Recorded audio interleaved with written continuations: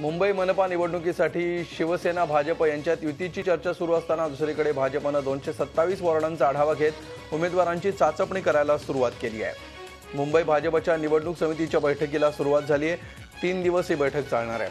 भाजप शिवसेनेमध्ये जागा वाटपाबाबत चर्चा अपूर्ण असताना भाजपची मुंबईत सर्व जागांवर चाचपणी सुरू आहे।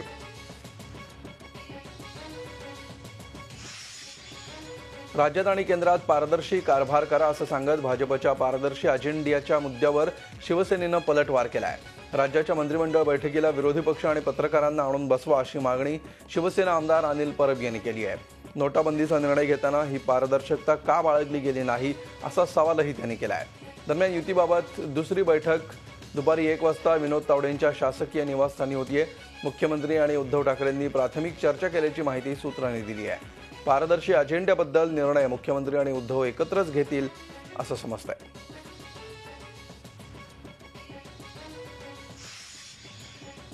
अकोल्यात ऐन महापालिकेच्या तोंडावर शिवसेनेला जबरदस्त हादरा बसलाय।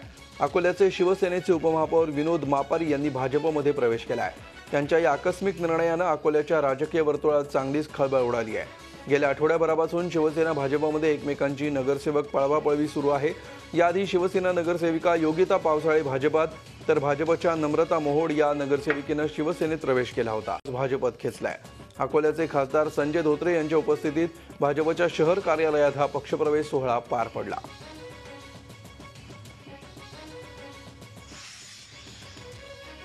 जिल्हा परिषद निवडणुकांच्या तयारीचा भाग म्हणून औरंगाबादमध्ये शिवसेनेचा कार्यकर्ता मेळावा झाला।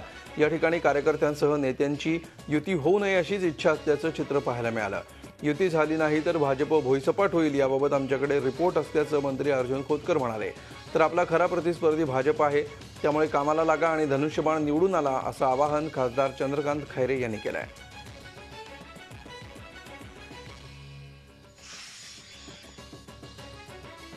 उल्हासनगर मनपा निवडणुकीसाठी भारतीय जनता पार्टीनं रिपाई आठवले गटाशी युती जाहीर केली आहे। त्यानंतर खडबडून जागा झालेल्या शिवसेनेनं रिपाईच्या अन्य गटांची युतीबाबत चर्चा सुरू केली आहे।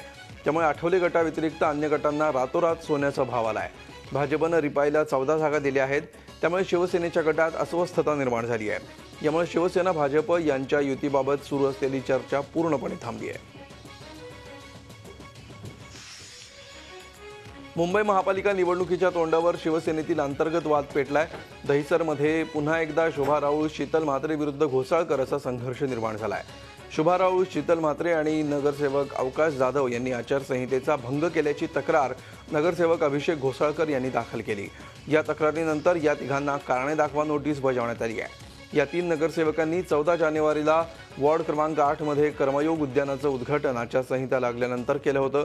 यावरूनच घोसाळकर यांनी तक्रार दाखल केली होती। घोसाळकर विरुद्ध शोभा राऊळ शीतल म्हात्रे हा वाद गेल्या 4 वर्षांपासून सुरू आहे।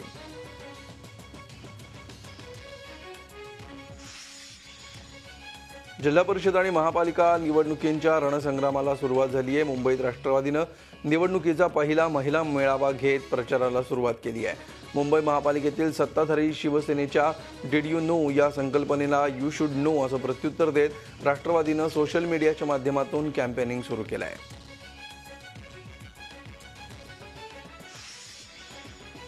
शिक्षक मतदारसंघाच्या निवडणुकांसाठी अर्ज भरण्याचा शेवटच्या दिवशी भाजप उमेदवार सतीश पत्की यांनीही जोरदार शक्तीप्रदर्शन करत अर्ज भरलाय। यावेळी भाजप प्रदेशाध्यक्ष रावसाहेब दानवे, ग्रामविकास मंत्री पंकजा मुंडेंसह भाजपचे अनेक नेते हजर होते।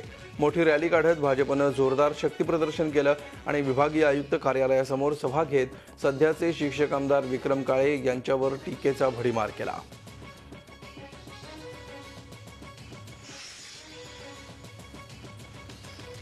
मराठवाडा शिक्षक मतदारसंघ निवडणुकीसाठी विद्यमान आमदार आणि काँग्रेस राष्ट्रवादी उमेदवार विक्रम काळे यांनी रॅली काढत शक्तीप्रदर्शन केलं।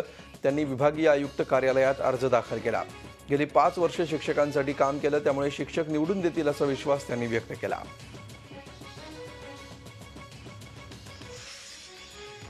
बेळगावात झालेल्या संयुक्त महाराष्ट्राच्या आंदोलनातील बेळगावातील पहिल्या 5 हुतात्म्यांना एकीकरण समितीच्या वतीनं अभिवादन करण्यात आलं। बेळगावात जानेवारी 1956 मध्ये आंदोलनात मारुती बेन्नालकर, मधु बांदेकर, लक्ष्मण गावडे, महादेव बारीगडी आणि कमलाबाई मोहिते यांना हौतात्म्य आलं होतं। बेळगावातील हुतात्मा चौकात त्यांना आदरांजली वाहण्यात आली. अभिनेते सयाजी शिंदे यांनी सातारा जिल्ह्यातील माण तालुक्यात पांढरवाडी इथं 6 महिन्यांपूर्वी वृक्षारोपण केलेल्या झाडांची कत्तल झाल्याचं उघड झालं आहे. काही समाजकंटकांनी ही कत्तल केल्याचं बोललं जात असून ग्रामस्थांनी याचा संताप व्यक्त केला आहे. या भागातील दुष्काळी जनतेला दिलासा देण्यासाठी सयाजी शिंदे यांनी पांढरवाडी गावासह इतर 6 गावात सुमारे 25,000 झाडं लावली होती. गेले 6 महिने गावकरी आणि ग्रामस्थांना या झाडांना टँकरनं त्यांनी पाणी पुरवठा केलेला होता. मात्र रात्री अंधारात काही समाजकंटकांनी कुऱ्हाडीनं शेकडो झाडं तोडली आहेत. ही दृश्य पाहून गावकरी आणि विद्यार्थीही दुःखी झाले असून त्यांनी संताप व्यक्त केला आहे.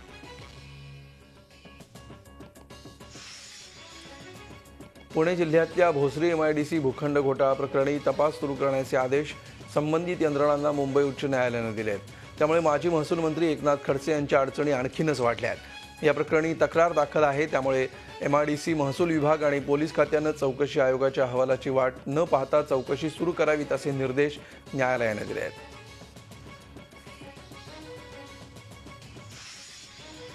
राज्यात मार्चच्या अखेरपर्यंत सर्व म्हणजे सुमारे 52,000 रेशनिंग धान्य पुरवठा दुकानं ऑनलाईन होणार आहेत. नाशिकच्या सुरगणा धान्य घोटाळ्यानंतर सरकारनं हा निर्णय घेतला होता. रेशनिंग धान्य घोटाळा रोखण्यासाठी अन्न आणि नागरी पुरवठा विभागानं हा निर्णय घेतला होता. आधार कार्ड किंवा रेशन कार्डवरील युनिक RCID क्रमांकाच्या माध्यमातूनच धान्य मिळणार आहे. सध्या प्रायोगिक तत्वावर 84 दुकानं सुरू आहेत. मार्चपर्यंत हाच आकडा 52,000 होईल.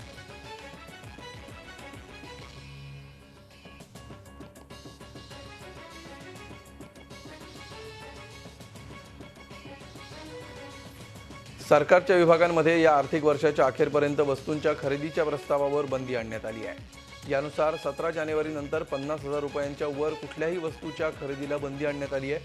राज्याच्या अर्थ विभागानं हे आदेश दिले. प्रत्येक विभागाला दरमहा दिलेला खर्च वर्षाच्या शेवटी एकाच महिन्यात खर्च केला जातो.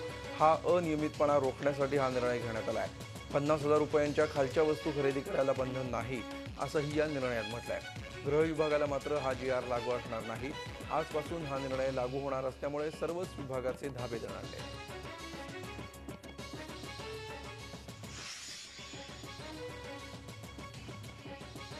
महाराष्ट्र प्राथमिक शिक्षण परिषदेच्या माध्यमातून वाटप करण्यात आलेल्या गणित आणि विज्ञान साहित्याच्या पेट्या वाटपात झालेला घोटाळा झाल्याचा आरोप मराठा महासंघाने केला आहे. जिल्हा परिषद शाळेतील विद्यार्थ्यांची गुणवत्ता वाढावी तसंच विद्यार्थ्यांमध्ये गणित आणि विज्ञान विषयाची आवड निर्माण व्हावी यासाठी गणित आणि विज्ञान साहित्याच्या पेट्यांचं वाटप करण्यात आलं. या पेटी वाटपात कोट्यवधी रुपयांचा भ्रष्टाचार करण्यात आला असा आरोप मराठा महासंघाने केला आहे. संपूर्ण राज्यात 90,566 पेट्यांचं वाटप करण्यात आलं आणि त्यासाठी एका पेटीची किंमत 10,107 रुपयेप्रमाणे 91,53,00,00,000 रुपये खर्च करण्यात आला. मात्र या पेटीतील साहित्य आणि त्याच्या दर्जाबाबत प्रश्न निर्माण झालाय. या पेट्या दर्जाहीन असल्याचं आरोप करत दोषींवर कारवाई करण्याची मागणी मराठा महासंघाने केली आहे. सांगलीत नेमणुकीस असणाऱ्या पोलीस कॉन्स्टेबल किरण पुजारी आणि पोलीस कॉन्स्टेबल संतोष पाटील यांच्या गटात हाणामारी झाली. यात पाटील गटाचे अरुण हतागडे हे गंभीर जखमी झाले आहेत. या प्रकरणी पोलीस किरण पुजारी यांच्यासह 6 जणांवर खुनाच्या प्रयत्नाचे गुन्हे दाखल करण्यात आले आहेत. यातील 6 जणांना अटक करण्यात आली आहे.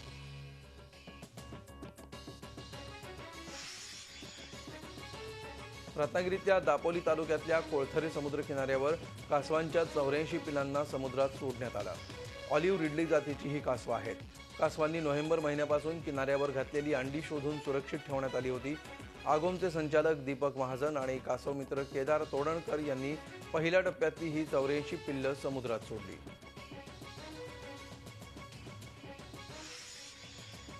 पोटची मुलगी शीना बोराच्या हत्येप्रकरणी शीनाची आई इंद्राणी मुखर्जी, तिचा पती पीटर मुखर्जी, दुसरा पती संजीव खन्ना यांच्यावर आरोप निश्चित करण्यात आलेत.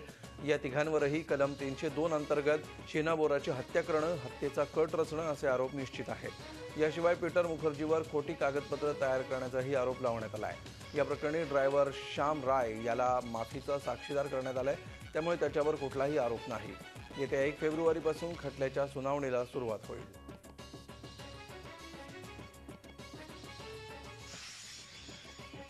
विलेपार्लेमध्ये 5 डिसेंबरला एका मुलीची हत्या करण्यात आली होती. याबाबतीत पोलिसांचा कसून शोध सुरू होता. या हत्येशी संबंधित सीसीटीव्ही फुटेज पोलिसांच्या हाती लागलंय, त्यामुळे या प्रकरणाचा शोध घेण्यासाठी हाती धागेदोरे लागले आहेत। या खून प्रकरणी पोलिसांनी आरोपींचा शोध घेण्यासाठी अनेक व्यक्तींची चौकशी केली होती, मात्र पोलिसांना यश येत नव्हतं। सीसीटीव्ही फुटेजमुळे आता कुठेतरी प्रकरणाला गती येईल।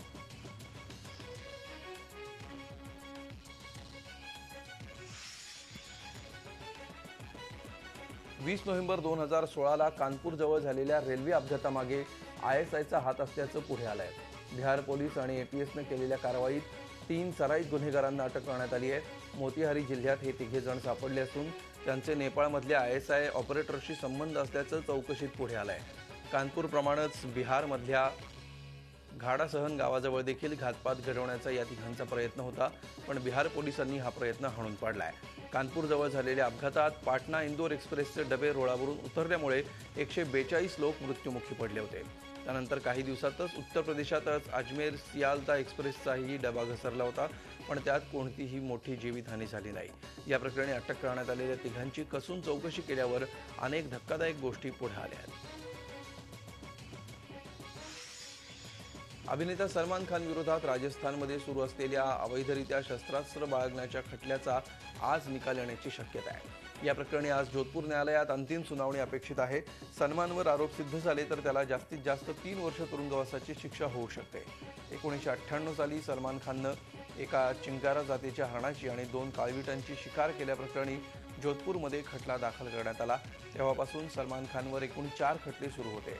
यापैकी चिंकारा जातीच्या हरणाची शिकार केल्याप्रकरणी दाखल 2 खटल्यांमध्ये सलमानची राजस्थान हायकोर्टानं निर्दोष मुक्तता केली आहे। तिसरा 2 काळविटांच्या शिकारीचा खटला अजूनही सुरू आहे, तर चौथ्या अवैधरित्या शस्त्र बाळगण्याच्या खटल्यावर आज जोधपूरमध्ये निकाल अपेक्षित आहे। त्यासाठी सलमान आणि त्याची बहीण अलविरा काल संध्याकाळी जोधपूरमध्ये दाखल झाले।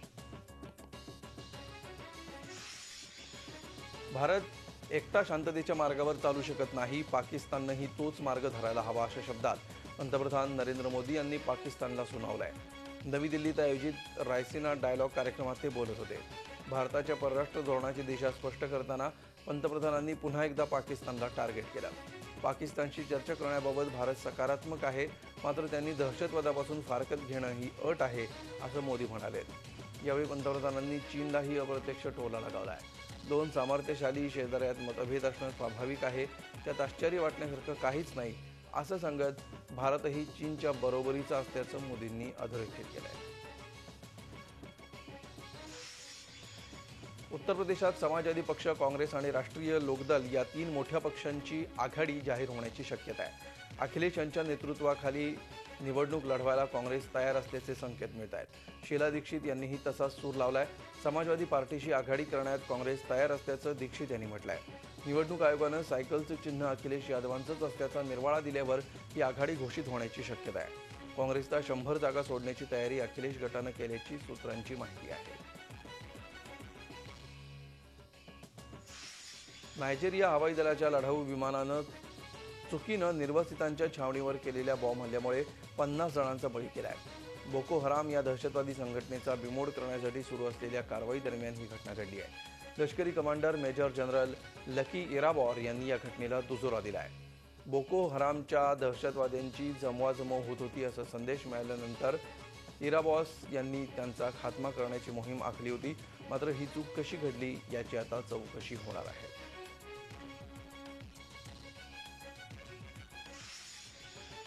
इस्रायली सैनिकांच्या गोळीबारात ठार झालेल्या पॅलेस्टिनी नागरिकाच्या अंत्यविधीला वेस्ट बँकमध्ये हजारोंचा समुदाय जमला होता।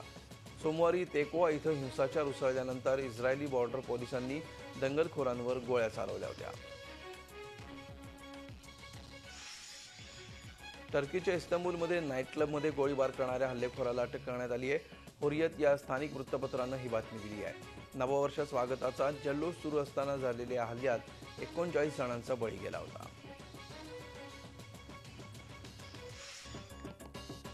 मंगळवारचा दिवस ऑस्ट्रेलियन ओपन टेनिस स्पर्धेसाठी संस्मरणीय ठरला, तो एका लढतीमुळे।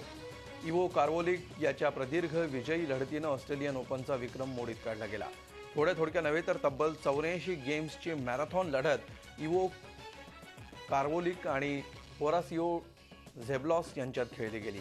या अविस्मरणीय लढतीचं आणखी एक वैशिष्ट्य ठरलं ते म्हणजे कार्लोविकनं केलेल्या 71 बिनतोड सर्व्हिसेस. मॅरेथॉन मॅच असंच ज्याचं वर्णन करता येईल अशी ही लढत रंगली. ती तब्बल 5.25 तास.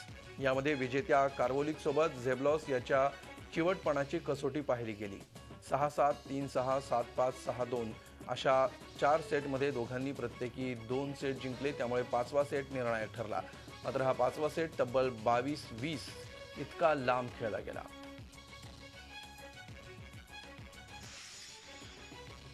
नोवाक जोकोविचला पुन्हा एकदा सूर गवसलाय. स्पेनचा डावखुरा टेनिसपटू फर्नांडो वर्डास्को याला जोकोविचनं 6-1, 7-6, 6-2 अशी सरळ सेटमध्ये धूळ चारली.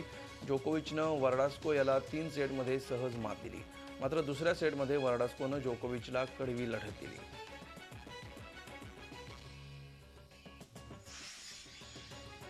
दुखापतीतून सावरलेल्या सेरेना विल्यम्सनं नव्या जोमानं ऑस्ट्रेलियन ओपनमध्ये आपली यशस्वी घोडदौड सुरू केली आहे. तिनं बेलिंडा बेनकिकचा 6-4, 6-3 असा सरळ सेटमध्ये पराभव केला. ऑस्ट्रेलियन ओपन जिंकून स्टेफी ग्राफ हिचा 22 ग्रँडस्लॅम जिंकण्याचा विश्वविक्रम मोडण्याची संधी 35 वर्षीय सेरेनाला यंदा होणावतीये.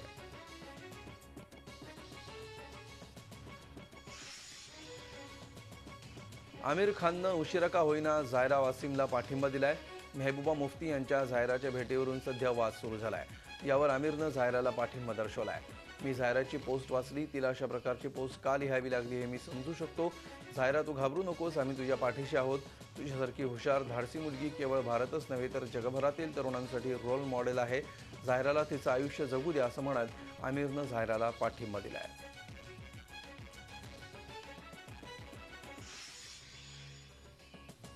मनोरंजन विश्वात मराठी चित्रपटांना गेल्या काही दिवसात चांगलंच महत्त्व आलंय. मराठी चित्रपटांनी केवळ भारतातीलच नाही तर परदेशातील प्रेक्षकांनाही वेड केलंय. बॉलिवूड अभिनेत्री प्रियांका चोप्राचा पहिला मराठी सिनेमा व्हेंटिलेटरनं बॉक्स ऑफिसवर भरघोस यश मिळवलं. पर्पल पेबल पिक्चर्स अंतर्गत आता काय रे रास्काला या दुसऱ्या मराठी चित्रपटाची निर्मिती प्रियांका करते आहे.